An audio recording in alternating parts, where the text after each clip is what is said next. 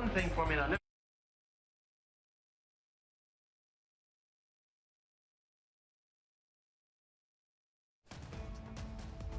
Coming up on First at 4, following a deadly shooting at Michigan State University last night, we talk with a local school resource officer to learn more about safety procedures. And today is Valentine's Day, and one tradition is back in Perry County. Staff members at a nursing home delivering singing telegrams to folks in the community. Plus, we continue to keep an eye on rain chances tonight and storm chances midweek. Breaking it all down coming up as Mountain News First at 4 starts now. Dedicated to Eastern and Southern Kentucky, this is WYMT Mountain News First at 4.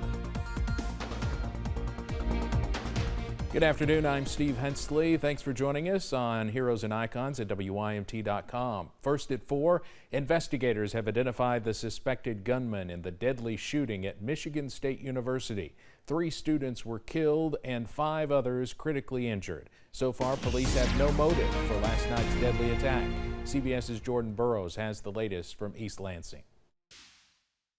Police say this surveillance photo led to a tip that helped officers find the gunman who went on a deadly rampage through Michigan State University, killing and injuring multiple students. We mourn the loss of beautiful souls today and pray for those who are continuing to fight for their lives. Authorities identified the shooter as 43-year-old Anthony McRae. They say he took his own life last night during a confrontation with police miles from the campus. They add he has no known ties to the university, past or present.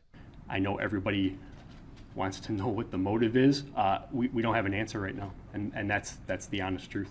Police say the gunman opened fire shortly before 8 p.m. Monday inside an academic building and then later a student union. This video shows students fleeing a dining hall as police arrived. Everyone's freaked out, everyone's terrified, and it's a lot.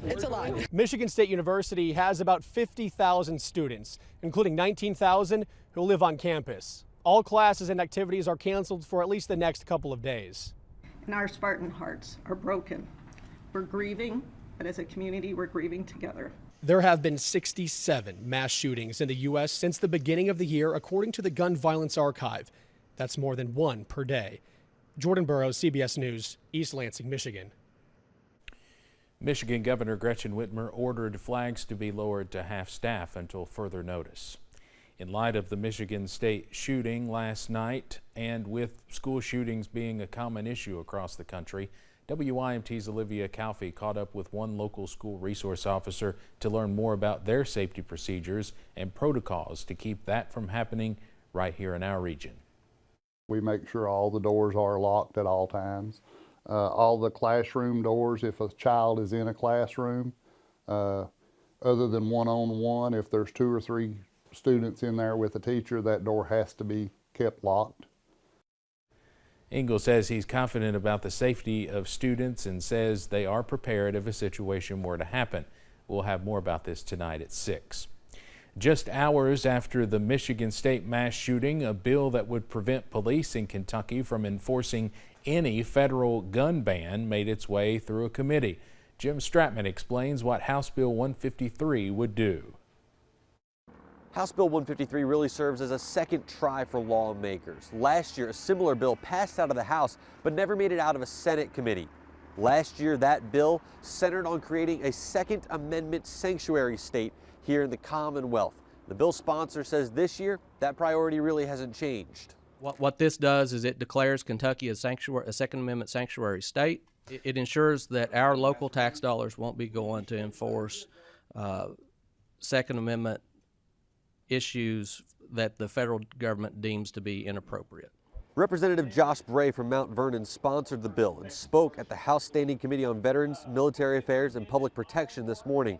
He cited the recent ruling by the ATF regarding pistol braces as one reason to make sure that this law gets passed this session. It was fine under the Obama administration, it was fine under the Trump administration, and then all of a sudden it's an issue. That ruling from the ATF says that a weapon with this kind of brace can be reclassified as a rifle, meaning that gun owners would need to register their weapon, destroy it, or risk becoming a felon. Assuring Kentuckians that they're not going to be a felon based on some misinterpretation of an existing ATF regulation is much more important than some hypothetical that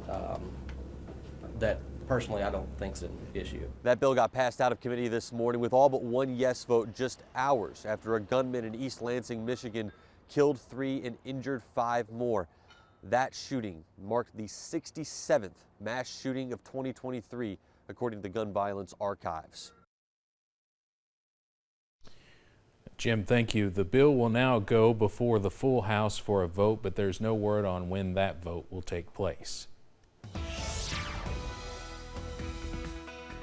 Well, you thought it was mild yesterday. We got even more mild weather on the way for today and into tomorrow as well, and that's despite cloudy skies in place at the moment. Here's the look at things from downtown Hazard. From Triangle Park, 63, a busy afternoon downtown. All those parking spots are full at the moment. And a look from WYMT, and no, it's not dark outside. Will be a little bit later on, but it's still mild. It's 63. Temperatures region-wide, low to mid-60s at this hour. Wise, the only exception. They sit at 59. Remarkably consistent temperatures throughout the region today. That's most likely some ground clutters, some upper-level moisture being picked up on satellite and radar there from Louisville down to about Columbia, Kentucky. That's not actually reaching the ground, but across West Kentucky, that is reaching the ground. That's system number 1 of several heading our way as we head into the next couple of days, and it looks to bring us the potential for showers tonight. So if you're headed out with that special Valentine, it's mild and potentially showery, with those temperatures staying in the 50s this evening. Steve will continue to watch the potential for even stronger storms as we head towards Thursday. Details in a few minutes.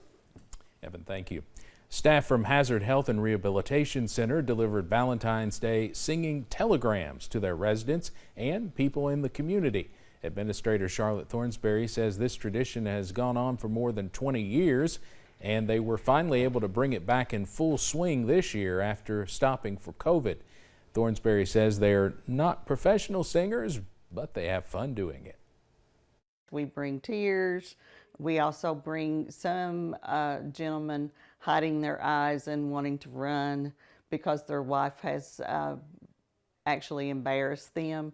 So it's just a whole gamut of emotions for all of us. The group made stops at local doctor's offices and a couple of Perry County schools. You can see how one man reacted to his singing telegram later this evening. If you're looking for the perfect place to take your Valentine tonight, a new business in Prestonsburg is hoping to help. Lake Drive Pizza and More just opened its doors, bringing pizza back to a building known for its cheese and its chemistry. The new owners, Lori and Ronald Wright, began their love story working at the Giovanni's Pizza that filled the same space nearly 30 years ago. Now they are bringing familiar flavors back as a family business. You got a lot of synergy and a lot of chemistry. You're off to the right start with it. So yeah, it means a lot to the community when you got people that's entrenched in the community, involved, and of course how they met. So you want to see it survive and you want to see it be successful. Keithley said the food has brought him back for the last 2 days, and you can come back for seconds as well. Coming up at 6, hear more about the new business and its romantic roots. Coming up on First at 4, survivors of last week's earthquakes in the Middle East are now facing a new danger, the freezing cold. And continuing to watch the possibility for some thunderstorms later this week. The trends and if any could be on the strong side coming up. In the mountains of eastern Kentucky, you can explore deep space, solve tomorrow's problems,